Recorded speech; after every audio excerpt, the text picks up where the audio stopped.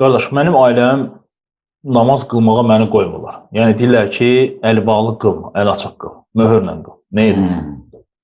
Qulaq asma, namazı qıl. Namazı qıl.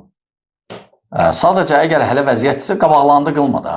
Əgər hələdirsə, əgər fitnəyə səbəb olursa, evdə sənin də hüquqların orada azdır, sözün keçmir və s.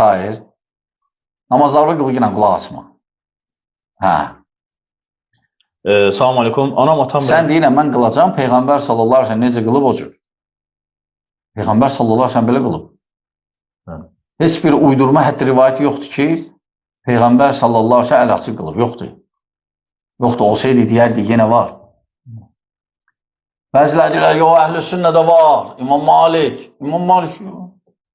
İmam Malik gətirirlər. İmam Malik əli bağlı qılır. Kim deyir ki, İmam Malik əli açıq qılır? Əli açıq qılır. Sadəcə ölümünə yaxın, bəli, hakim o vurmuşdu.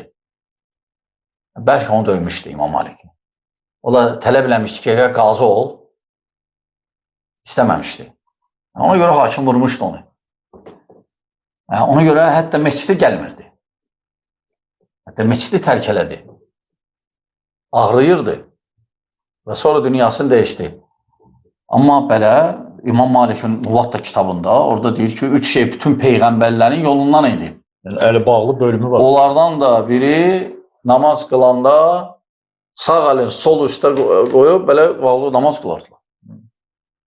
İmam Malikin məzhəbində də əli bağlıdır. Bəli.